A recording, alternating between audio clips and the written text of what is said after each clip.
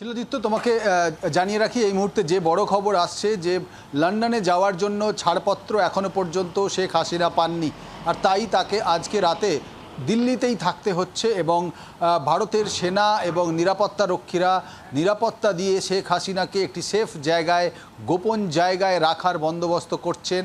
এটাই কিন্তু সূত্র মারফত খবর আসছে। অর্থাৎ আবারও জানিয়ে রাখি, শেখ হাসিনা আজকে রাতে ভারতেই থাকছেন এবং তাকে নিরাপত্তা দিয়ে ভারতীয় সেনা একটি গোপন জায়গায় রাখার বন্দোবস্ত করছে, তাকে নিয়ে যাওয়া হবে। এই মুহূর্তে হিন্ডন এয়ারবেসে তিনি রয়েছেন।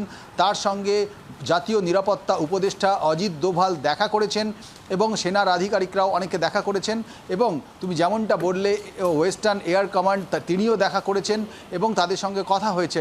তারপর বিদেশ মন্ত্রীর সঙ্গে কথা হয়েছে প্রধানমন্ত্রী নরেন্দ্র মোদীর, এবং বিদেশ মন্ত্রীকে পুরো বিষয়টি জানিয়েছেন অজিত দোভাল, এবং বিদেশ মন্ত্রীর সঙ্গে কথা বলেছেন দেশের লোকসভার বিরোধী দলনেতা রাহুল গান্ধীও। অর্থাৎ শেখ হাসিনার বাংলাদেশের পরিস্থিতি এবং তারপর ভারতে আসা, এবং তাকে এখনও পর্যন্ত তিনি আশ্রয় কিন্তু ভারতে চাননি, এবং তাকে রাজনৈতিক আশ্রয় ভারত দেবে বলেও কিন্তু কোনো এখনও পর্যন্ত খবর নেই। কিন্তু যেহেতু শেখ হাসিনা তিনি অন্য দেশে যেতে চাইছেন, তিনি যেতে চাওয়ার আগে সেই দেশের ছাড়পত্র চাই, এবং সেই কারণেই তিনি থাকতে চাইছেন, তাকে রাখতে হবে। আর সেই কারণেই কিন্তু ভারতীয় সেনা এবং নিরাপত্তা রক্ষীরা শেখ হাসিনাকে এই হিন্ডন এয়ারবেস থেকে একটি গোপন জায়গায় নিয়ে যাওয়ার চিন্তাভাবনা করছে এবং তাকে নিয়ে যাওয়া হবে।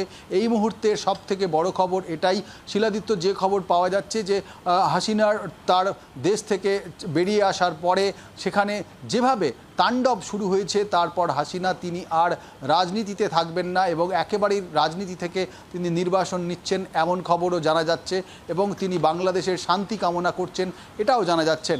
আমরা অর্থাৎ যারা ভারতীয়রা, যারা ভারতবর্ষে রয়েছেন এবং ভারতের যে সমস্ত দূতাবাস রয়েছে বাংলাদেশে, সেখানের নিরাপত্তা ব্যবস্থা খতিয়ে দেখা হচ্ছে। আবার বাংলাদেশের যে দূতাবাস রয়েছে ভারতে, তার নিরাপত্তা বাড়ানো হয়েছে। দিল্লিতে বাংলাদেশের দূতাবাসের নিরাপত্তা বাড়ানোর পাশাপাশি বেশ কয়েকটি গুরুত্বপূর্ণ জায়গার কিন্তু আজকে নিরাপত্তা বাড়ানো হয়েছে। এবং বাংলাদেশের প্রাক্তন প্রধানমন্ত্রী শেখ হাসিনা তিনি ভারতে পা রাখার পর তিনি যখন তার সঙ্গে অজিত দোভাল দেখা করেন, মূলত যে বিষয়টি তার কাছে জানতে চাওয়া হয় এবং আলোচনা হয়, তার মধ্যে তার পরবর্তী গন্তব্য কী, তার পরবর্তী পদক্ষেপ কী, তিনি কোথায় যেতে চাইছেন, এই বিষয়গুলি নিয়েই আলোচনা হয়েছে। এবং তিনি জানিয়েছেন তিনি ব্রিটেনের কাছে তার রাজনৈতিক শরণ চেয়েছেন এবং রাজনৈতিক আশ্রয় এখনও পর্যন্ত ব্রিটেন সরকার তাকে দেয়নি, আর সেই কারণেই তিনি অপেক্ষা করতে চাইছেন।